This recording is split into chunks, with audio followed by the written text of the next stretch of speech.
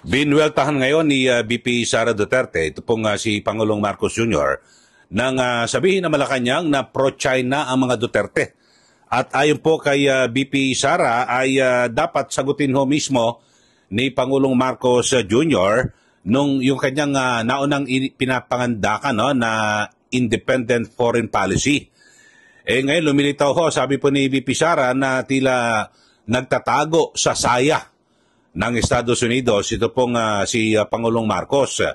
At actually daw, sabi niya, pinipilit daw siya na na magbigay ng pahayag na may kinalaman dito po sa issue po ng ng iringan sa pagitan po ng Pilipinas at ng China. Ayon po kay VP Sara, dapat ho ay wala pong kakampihan. Sabi po ng Vice Presidente, hindi siya pro-China at ang sabi ho, dapat kung meron tayong problema sa China, talagang harap-harapan at solo nating resolbahin. Huwag ho tayong hihingi ng tulong pa sa US kung para magpasaklolo, magpatulong kung ano man, na magsusumbong na keso para binubuli. Ito, pakinggan ho natin mga kababayan yung pahayag ni VP Sara tungkol dito sa isyong ito. No, hindi nila dapat ako pinapasagot kung pro-China ako. Sagutin niya yung tanong ko, where is the independent foreign policy that is required by the Constitution? Where is it right now? Explain to the Filipino people how you are going to implement your independent foreign policy. Huwag nilang pasagutin yung nagtatanong na sasabihin nila ako ay isang pro-China person. Matagal na nila yan na narrative na pro-China ako. I'm not pro any country at all. Ang sinasabi ko lagi, we need to develop, we need to maintain, and we need to level up our relations with all countries. Hindi lang sa China. Pero kung nakikita ninyo sa ngayon, nakikita nyo na we have problems, we have issues, we have challenges with our relationship with China, particularly with our issues and the implementation of the arbitral award in the West Philippine Sea. Bakit ka kikiling sa isang superpower na kalaban nung may problema ka? Kumaga, may problema tayo sa China. So bakit tayo kampi sa US? Parang magkaroon ka naman ng dignidad as a country. Huwag yung parang ano ba yung magtago ka sa saya ng iyong nanay? Ano bang saying yun? Oo, magtago ka sa saya ng iyong nanay. Hindi. You stand on your own and face China with regard to your issues in the West Philippine Sea. You don't lean towards another superpower and say na, oh, please help me because he is bullying me. Yun. We have our Filipino pride. And in international relations, kung wala kang away, wag mo simulan yung away. You always need to cultivate good relations with not just your neighbors, but the entire global community. Sila din naman nagpapasalita sa akin Ayaw ko magsalita noon. Kasi nakikita ko yung mali na ginagawa niya. Pinipilit nila ako magsalita. Ngayon, sagutin niya. Nasaan na ang independent foreign policy ng Pilipinas na nasa konstitusyon natin? Okay, so yun po ang pahayag ni VP Sara Duterte. Liwanag po, no? At kanyang parang kinantsawan, ito pong si Pangulong Marcos Jr. na tila gusto hong magtago sa saya ng Estados Unidos. Kasi 'di ba, kasabihan ka magtago sa saya ng nanay mo, parang kumbaga sa takot at duwag itong si Pangulong Marcos Jr. na makipagkomprontahan at makipagharapan dito po sa China at kinakailangan na humingi ng tulong sa Estados Unidos. At sabi po ni VP Sara ay dapat resolbohin natin yung problema natin sa China, particular po sa West Philippine Sea, ay resolbohin natin bilang isang bansa. Kasi nawawalan daw po ng dignidad ang Pilipinas. So, sabi niya ho, kung tutusin, tama naman ho. At kasi ang binabagit ho ng iba, yung kanilang naratibo na wala kasing ikakaya at wala raw pong puwersa ang Pilipinas kung babanggain natin ang China.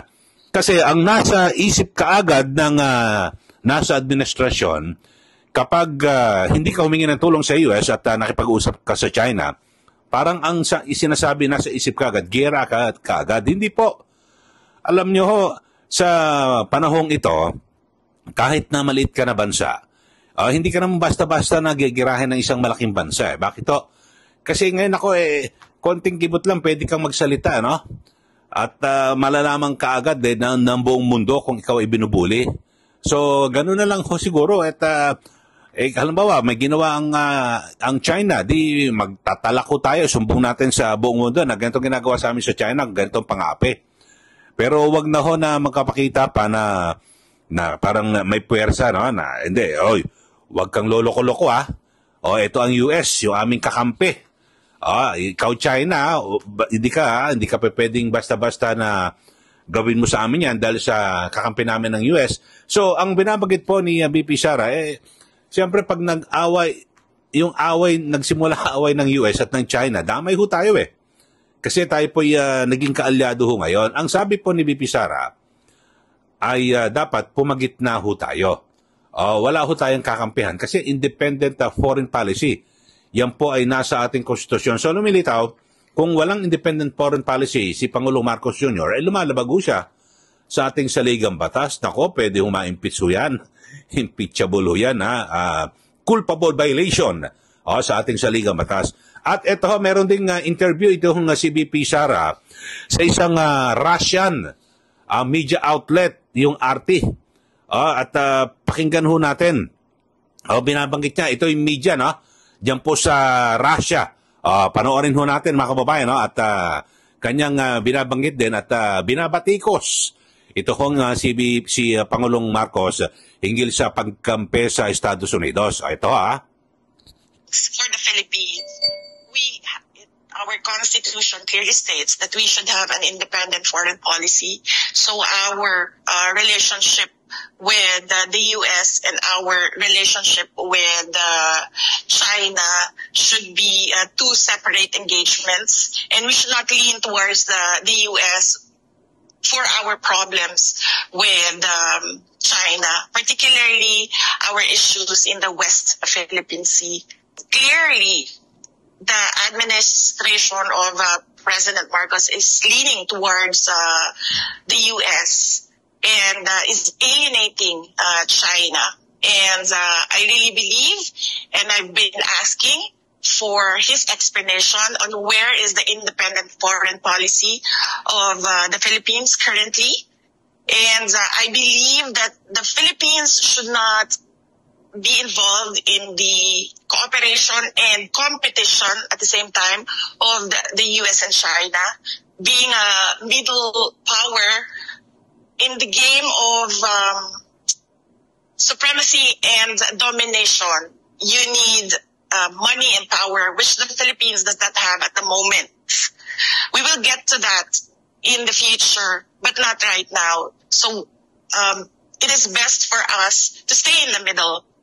And as I said, keep our relationships separate and do not lean towards one country or the other. Okay, so yun po ang linaw po ng binabanggit ni VP Sara. Yan po, nagpa-interview siya sa isang media outlet diyan po sa Russia. Ngayon, nalaman ho ng mga taga-Russia na talagang ito pong si Pangulong Marcos Jr.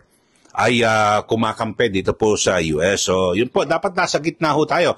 Kung sa bagay, tayo ho bilang Pilipino, kasi ngayon ang naratibo ho dito po sa ating bansa na kapag ikaw ay pumuna at kumalaban dito po sa, halimbawa, sa kita-kita naman ho, yung ebidensya na kung saan ay talagang ito pong si Pangulong Marcos Jr., yung kanyang administrasyon, ay talagang nakasandal po sa Estados Unidos. Ngayon ho, kapag ikaw ho ay bumatikos dyan, bakit parang pro-US itong si Pangulong Marcos? Ang naratibo ngayon, sabi pro-China ka eh. Hindi, pwede mo namang sabihin na, halimbawa, dapat nasa gitna ho tayo. Tama ho ito. Tama yung binabanggit ni BP Sara na, kasi nakalagay po sa ating saligang batas na dapat ay meron doon tayong independent foreign policy. Na kung saan, wala po tayong kakampihan. Dapat kaibigan po natin lahat. Pero dito ho, maliwanag, yun nga ho, talagang tayo po'y na talagang grabe ho yung pagkampi natin sa US. Pwede, kaibigan dapat lahat. Kahit sino.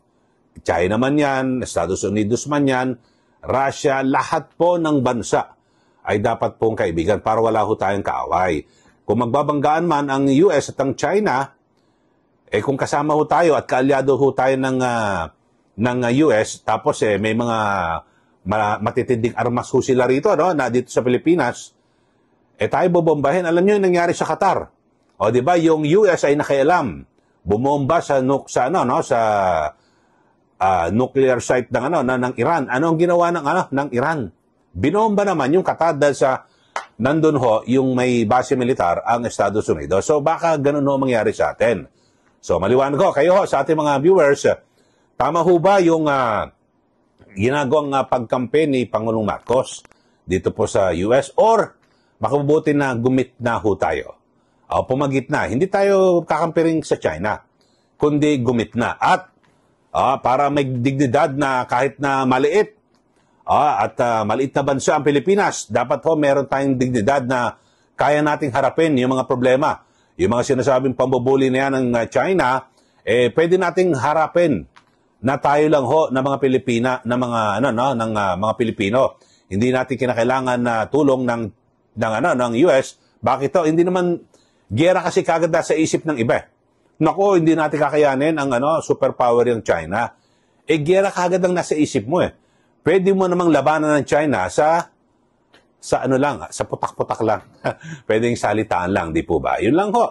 At malalaman kagad sa buong mundo kung anong ginagawa ng China at pambubuli. So yun ho, hindi agad giyera. Yun lang ho mga kababayan. At napilitan ho si BP Sara na sumagot dito po sa isyong ito dahil sa sinabihan sila pro-China raw po ang mga Duterte. Sabi ho ni Pangulong Marcos sa pamamagitan ni PCO Undersecretary Claire Castro. Sabi po, nagtatago sa saya ng US. Ito pong si Pangulong Marcos.